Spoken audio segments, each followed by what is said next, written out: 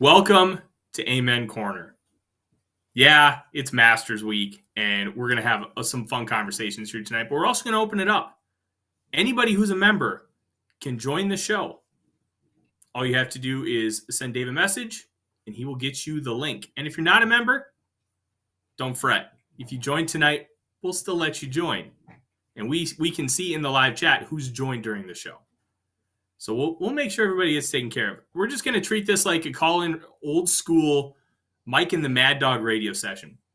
Jump on, let's talk some ball, and then go away. And then listen to the rest of the show. It should be a lot of fun. Welcome to the Real Forno Show.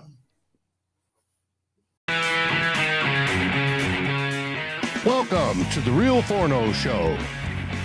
Hosted by Tyler Forness, publisher at The Sporting News. Contributor on SKOL North's Purple Daily. Publisher of Substack Run In Shooter. The host of The Good, The Bad, and The Hungry on the Voices of Wrestling Podcast Network. And a founding member of Vikings First and SKOL. Welcome, ladies and gentlemen, to the Real Forno Show. I'm your host, Tyler Forness. With me, as always, in the top right corner is producer Dave, and down to my left is a sweet little Odie boy who is curled up in his bed, excited to be doing another show. Well, at least he doesn't pee in the office anymore. Let's just take that as a win. Dave, how are you? I'm doing great. I'm looking forward to this weekend. This weekend is special to me because I grew up, and on this weekend every year, I would sit and watch golf with my dad. And the Masters was the indicator of spring, seeing the azaleas in bloom, weather being nice. Not that it's going to be this weekend because they got the storms that we had last night moving their direction. But it is going to be a fun weekend. And what is Amen Corner? Amen Corner is the 12th and 13th hole on Augusta National Golf Course. And it is the turn. If you make it by the turn there, and you're in good shape, you're heading down the backstretch. We sit that way right now with 2 weeks to go before the Vikings hopefully draft the quarterback of the future, but we'll find out on Monday. It's all going to depend on how, what happens that first round. Yeah, a lot of it's going to depend on what happens in that first round. And we have talked extensively on it. And I'm sure we'll have some more conversations tonight. And as a reminder, if you missed the opening line of the show, tonight is an old school radio show. So if you're a member, you can jump on in, get the link from Dave, and join the show live to talk with us. And if you're not a member, that's okay. If you join tonight, already wants to join. Yep. And if you join tonight, we'll get you on the show. And I will say we do have the 3 tiers. So the higher the tier, the higher the priority. So remember that. We're really excited to kind of be able to do this. And it's a good time because there's not a whole lot of new stuff to talk about. We're going to be starting to record my top prospects and like kind of breaking down like my official top 10 quarterbacks, my top 20 wide receivers. We're going to go through all the positions. Some I have watched a lot more players than others, mainly due to Vikings needs. And also just because I just ran out of time. There's only so much time in the day for me to be able to kind of do a little bit of everything. So we're going to do all that, and we're going to get some of those recorded this weekend, maybe early next week as well, and then those will start to be out. And then we'll do an episode on the Real Forno team. We'll have another episode where we do a Vikings mock draft, and that day before the NFL draft starts, we'll do kind of just a wrap up everything we know, go through a final mock draft. And it's going to be a really exciting 15 days here on the Real Forno Show and Vikings First and SKOL. Dave, do we have anybody ready to join? Well, I need to send Harmsy the link. Give me 1 second. There we go. And as we kind of get that going, I'll just say thanks, everybody, for joining. Like, comment, subscribe, ring the bell. And we are going to have a lot of fun tonight. once more news kind of starts to break, once we kind of get more information on things, I'm going to start picking up on the shorts again. We just kind of ran out of stuff regularly to talk about, stuff that was new, stuff that was, hey, we didn't know this before. It's all this is that point in the draft cycle where everything's just a regurgitation of what we've kind of already known, what we've kind of already done. And it's just going to take some time. Well, the And with latest that, bits I've seen is that Penix is moved up as the flavor of the week. And also that Jaden Daniels is not trying to avoid the Vikings and is now desperate to come see us. yeah, to me, that's just a scheduling thing where, look, it can be hard to schedule some of these things because the Vikings aren't the only team that wants to bring you in. You have to figure out your own training regimen, your travel schedule. It's not exactly like, hey, call up your buddy and be like, I'm bored. Why don't you come over? Oh, I'm bored too. Okay. Like, it's not like that. It's a more difficult proposition. And because of that more difficult proposition, it can be a little bit convoluted. So we're going to kind of see how everything plays out with that. The Vikings have been trying to get a visit with Jaden Daniels, but it's not always that simple. And I think they'll be able to figure out how to get something done. But look, timelines are weird. The Vikings had that 3-day swing where they saw 4 quarterbacks: Drake May, Michael Penix, Bo Nix, and J.J. McCarthy. And they wanted to get Jaden Daniels in there. But, hey, sometimes you just can't make everything happen. And I'm really intrigued. All right. Ready to bring on Harms? Yes, absolutely. As we get this, I will ditch that. And we will bring on, of course, that's in the way.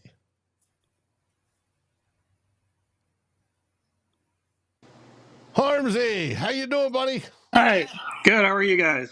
Good. Doing well, man. What's on your mind? So, to me, it doesn't make sense to trade 3 first-round picks for a guy like J.J. McCarthy with all the holes when you can get a guy like Michael Penix at 11. So let me ask you this. What do you think keeps them so close together where you don't think it's worth giving up that extra capital? What has J.J. McCarthy done other than win a national title? So I really do not. I guess my question kind of is, what does everyone see in J.J. McCarthy that makes it make sense to trade up for him? When you got I legitimately think Spencer Rattler will have a more successful career than McCarthy. So this is a tough one to quantify, and you bring up a really good point. What has McCarthy done? And that's been the difficult question for all of us to try and figure out, Harmsy, because he hasn't done a whole lot, and he hasn't been given an opportunity to do a whole lot of those things that you want to see from a quarterback coming out of college. But it wasn't his fault, and it wasn't because he can't do it. It was because they never needed him to do it, and it wasn't how they wanted to play football. So it adds that extra variable. And that extra variable makes it a really difficult draft evaluation. And when I kind of take a look at it, like, Drake May's my number one guy. Everybody knows that. And with Drake May, he was asked to play superhero almost exclusively. He was asked to put the team on his back and carry them. Well, when you carry a football team, you see how they are able to handle it game in and game out, and you're able to see so many of those things on those warts. But with McCarthy, you saw like a drive, you didn't really see a whole lot, and that mars the evaluation process. So what you have to do is you have to try to make a prediction and guess. And this whole process is guessing, essentially. But you're trying to educate yourself. Is this all hype, though? Because it's what blows my mind. It's got to be just all hype. That his agent just threw it out there, and, just like Will Levis. I would say this: it's not all hype, And the Levis thing is fascinating because everybody in the world agreed that he had an arm that was somewhat similar to Josh Allen's. It wasn't a 1-to-1, but it was a very close comparison. They are also relatively similar, like built guys, both pretty thick. Levis a tad bit shorter than Allen. But Levis's issues were pocket management and being able to maximize the gifts that he had. He just couldn't do it with any form of consistency. So that was why he got pushed down the board. And with McCarthy, you're trying to project out what he was able to do in those limited situations where he was asked to kind of carry the team, in the limited like situations where he was put in, I'm not going to say bad situations, but situations where really good quarterbacks need to stand out.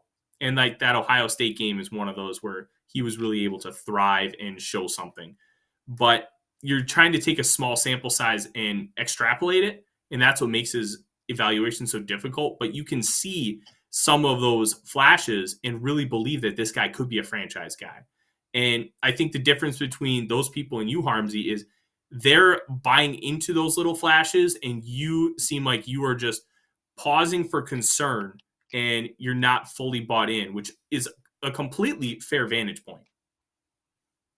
You know, I'll take him at 11, three first rounders.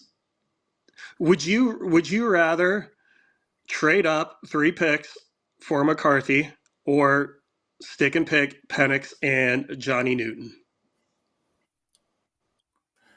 I'm going to be honest.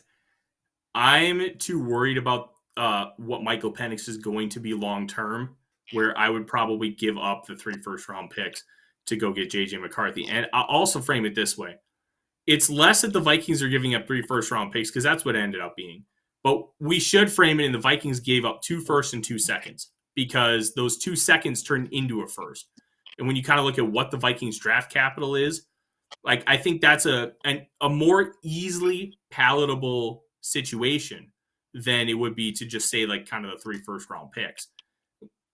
That's a really tough one, because even though they're close on my board, I think McCarthy's potential is so much higher. I just have some real concerns about, is he ever going to be able to reach those? And with Penix, I think he's more of a finished product, and I don't see him growing a lot. And plus, when you factor in the injuries, the age, like those are the reasons why I don't see him necessarily growing. But there is still some stuff to like. And I'm also of the mindset, RMZ, where I don't want to settle. I want to get a guy. And if I don't believe that JJ McCarthy's that guy, I'm not going to give up that capital. If I don't, like, and I'm just not going to be like, oh, Penix is there, we have to take a guy, let's just take him. That's how you get a Christian Ponder situation. Not to say Penix is going to be Ponder, but that's how that situation happened. They let it come to them, they panicked, and they just took a guy. Like, to me, I think that would be what happens with Michael Penix, where, and I'll be honest, I wouldn't be that excited about it. I just have a feeling if McCarthy's the pick, I'm going to cry for weeks. And I just need some insurance that to convince me that he is worth it. I just don't see it at all. That's fair. Make me feel good about him. Go watch the SKOL search I did on him. I think that'll help you feel a little bit better if you haven't seen it. And if you've seen it, watch it again, because I think there's some really good stuff. Luke Braun on his Patreon did a really nice breakdown of McCarthy. Like, there's some really good stuff out there from smart people. I'll see if I can find some links and share them. It's like there is stuff to really, really like. It's just not when you like super, super consistent, if that makes sense. And what I look for is that quote it factor. And I know that's not quantifiable, but I look for the leadership trait. And I see that in McCarthy. That's why I prefer McCarthy even over May, even though I think May's probably got the better arm and all that stuff, and it will go quicker. But it's that leadership bit to me that matters, that I think leads to success.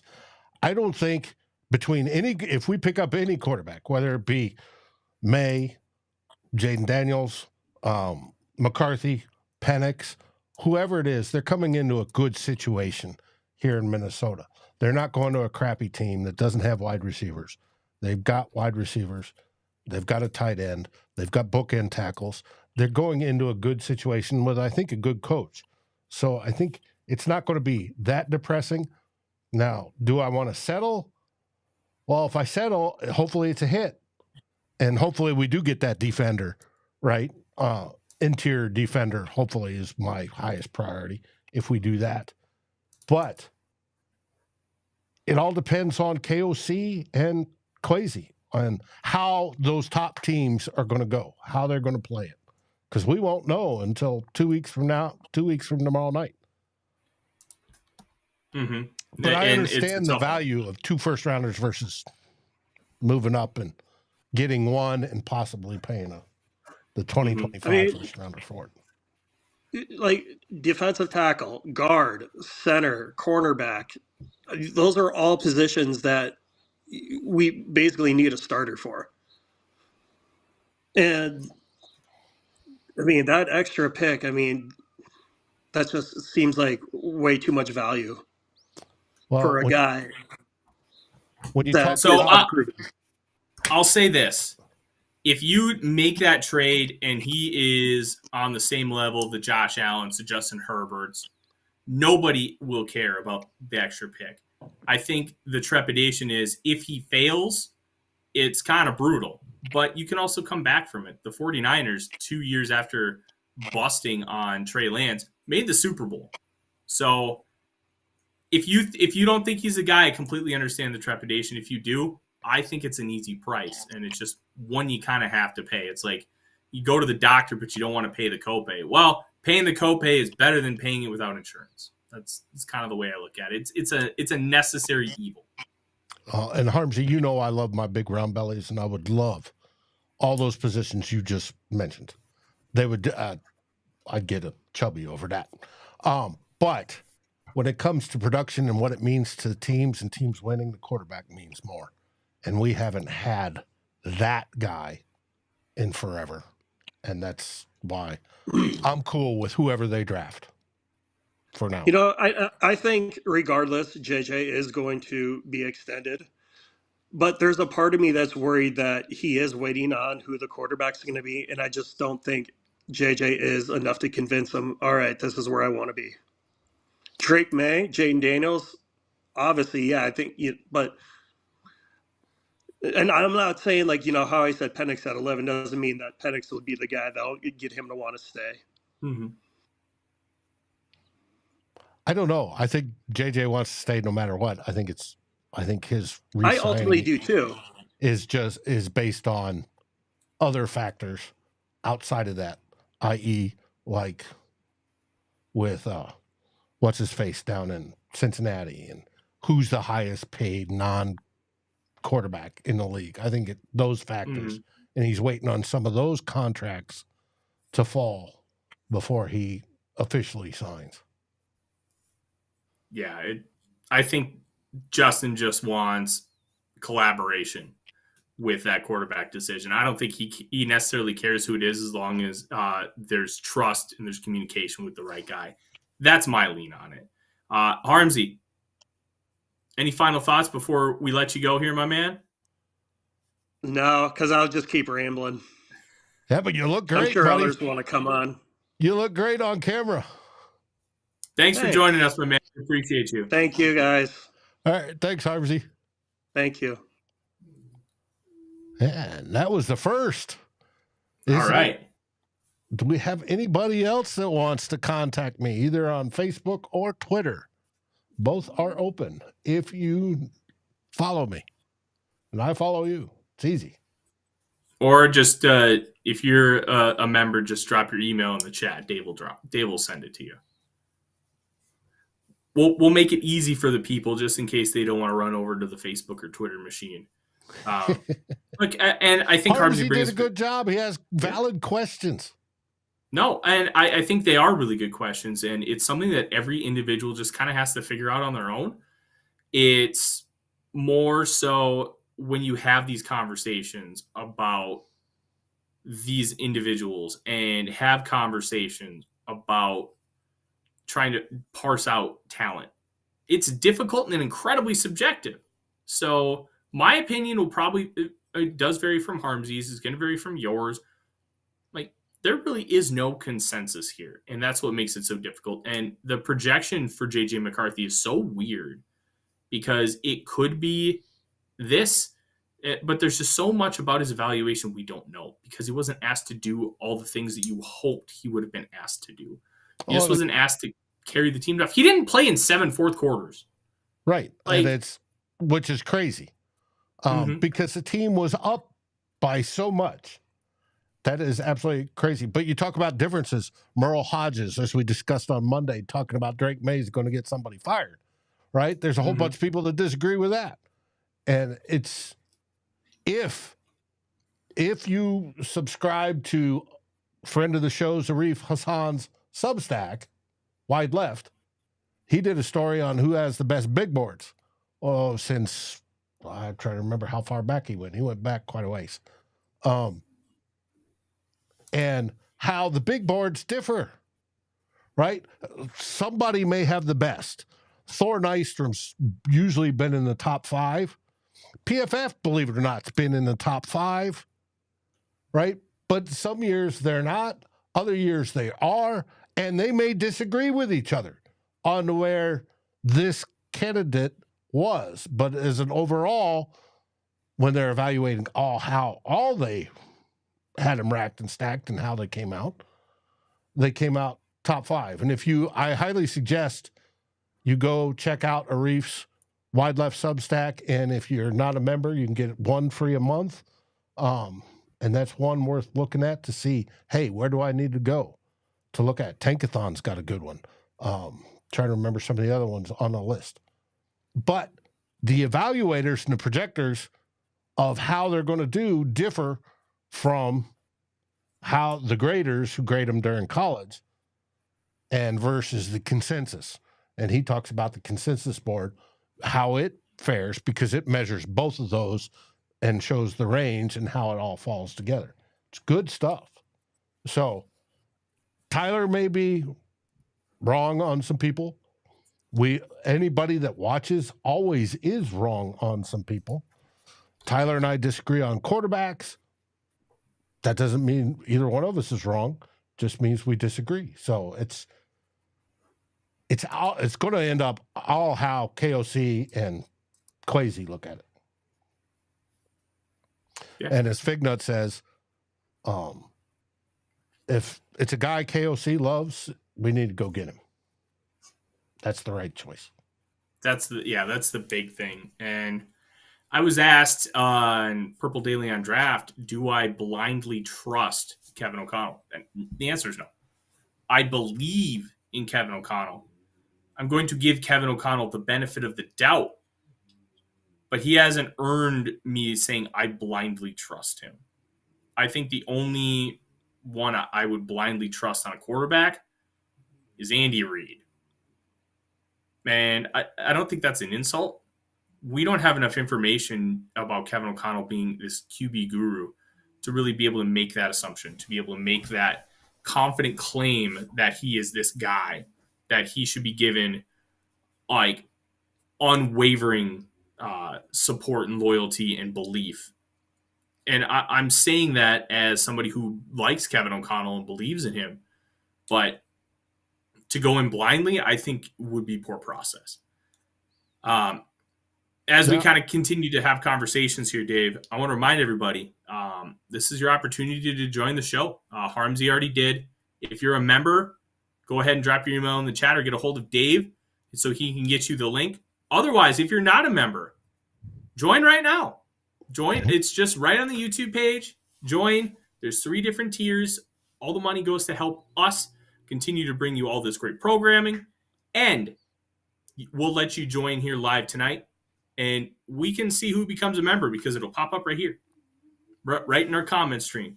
So this is your opportunity to join in. And just like an old school call-in radio show, talk ball. Let's have some fun. Yep.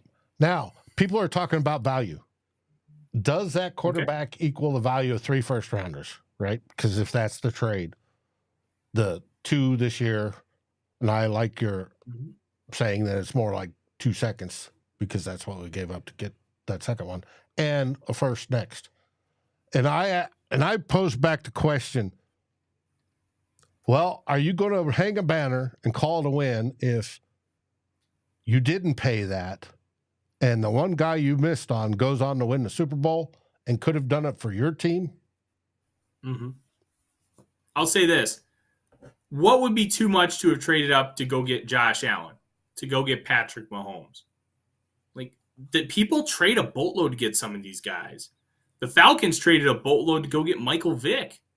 I mean, before the dogfighting stuff came around, Michael Vick was a home run. Allen and Mahomes, home runs. So there are layers to this. If you believe in a guy enough, it's okay. Well, it's okay to pay. I remember when Josh Allen came out and Drew and I were talking about he couldn't hit the broadside of a barn. And that was the case. He was a very difficult evaluation that people learned a lot from, because it really showed that situation matters a lot. And situation does matter, because he was playing with like one guy who played in the NFL, and he was like a fringe practice squatter, Cody Hollister, wide receiver. Like, that was it.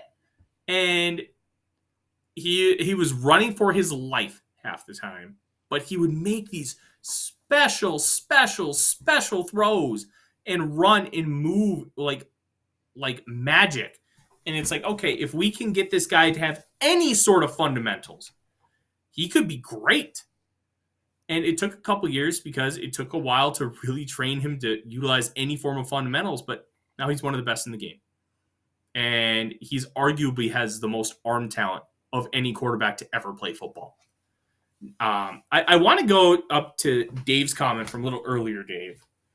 And I think this is an interesting talking point while we see if anybody else wants to join the show.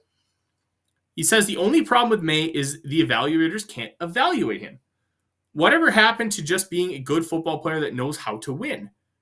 Favre was a gunslinger and fell to the second round. I think this is interesting. And I'll kind of start here. I think it's a little bit unfair to compare situationally what happened to Brett Favre to what kind of we're talking about with Drake May for this reason. The league didn't value quarterback like they do now. The league, like, you could have a jag at quarterback or like an average starting quarterback and be really, really, really good. That's not the case in today's NFL. And you could go to a Super Bowl and have Jeff Hostetler win it, to have Trent Dilfer, Brad Johnson, if you have the rest of the team down pat. So I think that's a little bit of a tough one, but it's also the whole goal of evaluators is to be able to evaluate the intricacies, evaluate the little things, and like we talked about on Monday, why would this guy succeed or fail? That's the whole idea of the process. And yeah, there is some elements to where, Dave, you're right, where just being a good football player that knows how to win, that's a part of the evaluation.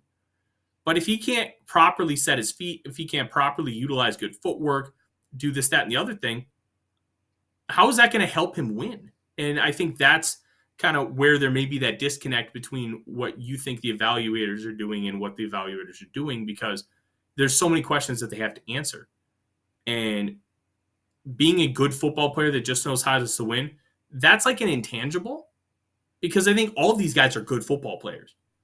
But when you're talking about is from an evaluation standpoint, like having that extra gear like Tom Brady, that's more of an intangible, and it's a great one. But it's really, really difficult to quantify. And I think when you're talking about the evaluation of May, everybody's going to want to quantify it differently. No, but I thought from Dave L, it was a really good question. And it is. And Morshvia says Eli Manning was just a guy. Eli Manning was a quarterback that got hot at the right time. And the Giants were the Achilles tendons the Achilles to the New England Patriots. And Aaron talks about Flacco, right? But we're talking about a time period when Favre came out that the main focus on the offense was running the football. You had your monster backs, your bell cows, right? And that was the game then. Yes, Brett Favre could throw a football. He could throw a ball through a cinder block wall. He and Elway both. were known for that. But the game wasn't focused as much on the downfield, go vertical, as it is today. First one I would say that went there, you had first the Air Coryell, and then Gibbs went with that, and then Denny Green went with that, right? But that slowly moved the NFL from pound the rock. Pound the rock was the way since 19 whatever or 18 whatever when football was started. It was pound the rock. Well, today it's completely made that transition where pound the rock is secondary. Is it important? Yes. You want a good run game. It helps. But is it primary? No. You want a quarterback that can dissect a defense. Mm-hmm. And now, some of those teams, like Flacco's teams, you had a kick-ass defense, just wonderful. The 85, arguably the best there ever was. Yeah. And then the 85 Bears, right? Their offense wasn't spectacular. Heck, you had the fridge running the ball on goal line situations. It was not an aerial game. Marino, Gary talks about, Marino was good at throwing the football. Mm-hmm. But it was a different game. The game has transitioned, partially because of rule changes, partially because it's cyclic. It goes round and round. Here in 10 or 20 years, we may be going back to the bell cow running back. But as of right now, it's you want a quarterback that can dissect a defense. Out of all the ones we're looking at the draft, who does that the best? Who has the best attributes to be able to dissect a defense? And Tyler's evaluation, it's Drake May. Mm-hmm. I love Drake May. Drake May's my guy. And I think he's going to end up as the best quarterback in this class. I think, especially if he goes to the right situation. And situation is so important for quarterbacks. It really, really is. A bad situation can ruin a quarterback. A great situation can make a quarterback. And very rarely do you see a great quarterback overcome a bad situation. I mean, look at Matthew Stafford. Stafford was in Detroit for all those years and borderline fringe disaster the whole time. Outside of a couple like fluke years, I guess is probably it's not a completely fair way to say it, but the easiest way to say it. And then he goes to LA first year, Super Bowl. Like that's how like situation can matter so much for a quarterback. And I'm really, really intrigued to kind of see how this is going to evolve for the Vikings and what guy they take and what guy they prioritize, because it's going to matter a lot. Reminder, guys, we only have about 15, 20 minutes left of the show. If you're a member, you can join the show. We would love to have you join. If you're not a member, go ahead and sign up quick on the YouTube channel, and we will get you on the show live tonight. Old school sports radio style call-ins. We want to hear from you and talk ball. 1-800, I don't know, get Dave your email. There you go. Trying to think. Well, I had something that I was waiting for you to stop. Now I forgot it. That's what happens when you get old. You drink too much whiskey. That's tremendous. And beer. It is. Yes, Aaron Hall was Tyler's guy as well. And it's not the only one he's missed on. But like I've told you guys, I expect nothing out of Hall. He's a 5th rounder. You get nothing. If he becomes a clipboard holder, you win. That's what you expect. My big thing with Hall was if there was going to be a day 3 guy to emerge from that group, it was going to be Jaron Hall. And I laid out all the reasons. But I tried to keep it in check because I was just really excited about him. And I tried to keep everybody else in check too by saying, look, he's a 5th round pick. Let's pump the brakes. Let's be careful. Let's not get too excited. This is renamed Giotano's Christmas channel. Hey, I love the sentiment, buddy. Christmas in April. Yes. Odie's Christmas is right now because he's napping. He's loving it. 1-800 I'm Forno. I love that. That's fantastic, guys. That's fantastic. All right. Dave asked, why did Mahomes drop? That's a really interesting one. Because he had Back in flaws. back in 2017, there was the draft process for quarterbacks was significantly different than it is now.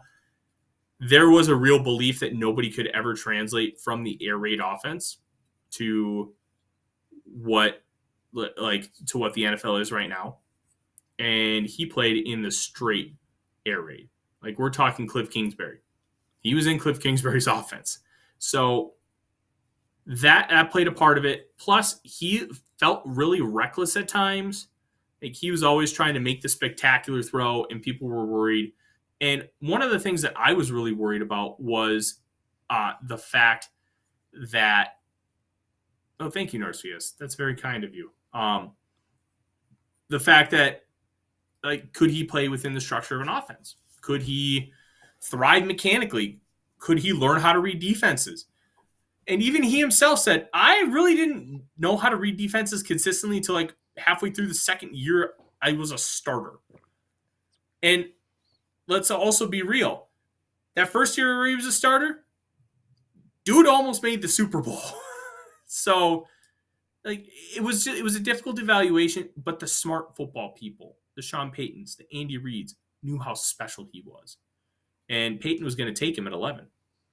And Andy Reid jumped up to 10 because my opinion is he knew he had to beat him. And that was a big learning point for the evaluation process and a big learning point to kind of figure out what is going to help you at the next level. And I think that's a really important thing to have learned with like the air raid quarterbacks and that system and this, that, or the other thing. So it was just different then than it is now. If Mahomes came out now, he's going first overall because of everything we've learned. But in 2017, it wasn't learned yet. And I understand why Trubisky went at 2. I would have taken Watson and Mahomes over him at 2. Watson was my number 1 quarterback that year. And until he got hurt and all the off the field stuff happened, I felt pretty vindicated. Watson was really, really good. But Mahomes is special. And that's where, as an evaluator, you have to grow, learn, and adapt. There's talk about we were scheduled to be a top 5 pick next year. That's via Vegas and how many wins. I've seen 6.5. Sarah sees 5.5. I'd go over on that in a heartbeat. I'll put 100 down today if I had a bookie to do that. That's crazy. Even with Sam Darnold, I think we at least get to 500. We're going to be around in that range ish. Mm-hmm. Yeah, it's we're too good otherwise. There's too much talent. Even on the defense, there's too much talent. I want more talent on the defense, mind you. But I think we've improved there and with Coach Flores. Now, we're going to get above 5.5 or 6.5 wins. That's before we draft a QB. Mm-hmm. Yeah. I think the 6.5 wins is absurd. I would easily peg this team to be around 500 and at worst 7. The Vikings didn't have a quarterback for half the year, and they still won 7 games. And this arguably could be a better team than last year. So I'm out on kind of that whole Vegas line thing. I think they're going to be better, especially if you hit on the rookie quarterback. That's going to be the big thing. Has subscribed. Dave L., if you want to send me via either Facebook, look for David Stefano, and you can see my Viking head, or Twitter at Luft_Krieger. Mm-hmm. You'll find me. Send me a message. I'll send you the link. Yeah, or just drop your email in the chat. That might be easier too. And we'll have one more person join the show if we're able to make that work. Otherwise, we'll do 1 or 2 of these this summer because there's not a whole lot to talk about. Patrick says he believes we can make the playoffs even with Sam Darnold as quarterback. I think it's possible. Absolutely. It's quite possible. Darnold's a weird quarterback because nobody's ever said he doesn't have talent. They've never been able to figure out how to maximize it. Mm-hmm. And I didn't love him coming out of the draft. I thought he was overrated. I thought he was way too raw and he needed a lot of time. Well, now he's had a lot of time and he's in the best situation he's ever been in, where he's a presumed starting quarterback. Last year, he was the backup for Brock Purdy. He ended up playing a little bit for the 49ers, started a game. He looked improved, but there is some things to like about Darnold. It's not great. It's not phenomenal, but you can get some wow moments. You just got to keep him in rhythm, keep him being successful, and don't let him, been a long couple weeks, get him to a point where he's potentially seeing ghosts again, because that was a real quote where he's like, yeah, I'm seeing ghosts. Like, where when he was reading defenses, it was a real struggle for him. So if you can keep him away from that, yeah, I think it'll work. The Gray says it's all smoke. We're in smoke season. And yes, that is correct. It's just like Jaden Daniels not wanting to talk to the Vikings. And now Jaden Daniels desperately wants to talk to the Vikings. Well, one of those is true. One of those may not be, or both may not be true, and it may be just a scheduling thing. Woody, you go, boy. We'll see. You go, puppy. And Norsefius is right. Darnold was drafted by a toilet bowl team. Yes, he was. We still remember the press conference of the Jets coach when he's looking around, and that was as strange as I've ever seen. Mm-hmm. Yeah, it's going to be really interesting to kind of figure out how all that's going to unfold. But that's what the season is for. We're going to get a lot of that, and this is going to be a lot of fun. Dave, respect. Thank you very much for joining. Thank everybody for joining. This has been a lot of fun. I think we're going to kind of end the show here a little early because the interest just wasn't there to come on today. You know what? That's okay. A lot of times you guys just want to listen. We don't do it often enough, I think. Yeah, and this is just one of those times where it's like a dead period and there just isn't a whole lot to kind of talk about. There isn't a whole lot to really dissect. We've dissected so much of it already, but now we'll get into my top 100. We'll get into my positional rankings. We'll get into the Real Forno team, which I know a lot of people have already been asking about. This is going to be a fun one for us. This is going to be a fun one for the Minnesota Vikings, and I'm really excited to kind of see how it manifests. Don't forget, Sunday afternoon, 2 old bloggers, Dave and Darren, you won't want to miss that. And then on the podcast feed, Dave just recorded earlier today, Who Will Be King, the NFC North show. And that will come out on the podcast feed either later tonight or in the morning. And that will be something you will want to catch as well. And we'll be on podcast. If you just feel like listening to us. Friday morning is when that comes out. Yeah. Norsefius, we're going to be live on days 2 and 3 of the draft. So you will want to stick around. You will want to be here. You will want to do all of the things. And it is going to be a lot of fun. I'm going to be typing like crazy the whole night, but I'll be around. We're going to have a good time. We're going to talk a lot of Vikings football. Yes, we are. And it's going to be fantastic because, like Giotano says, it's Christmas. Christmas for us. But this weekend, we have the Masters.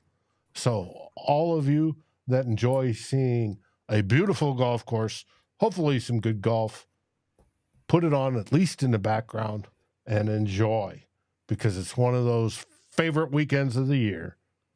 We can not mock draft for the 450th time and enjoy something different this weekend. But make sure you catch 2 old bloggers on Sunday. Darren and I will be going over another position group and talking something. Don't know. We'll end on this. Dave asks, is Justin Herbert a Harbaugh QB? I don't know. But Harbaugh's his QB, so we'll find out. Thank you guys so much for joining. I'm Tyler. He's Dave. SKOL Vikings, everybody. SKOL Vikings. Like, subscribe, and ring the bell to get notifications.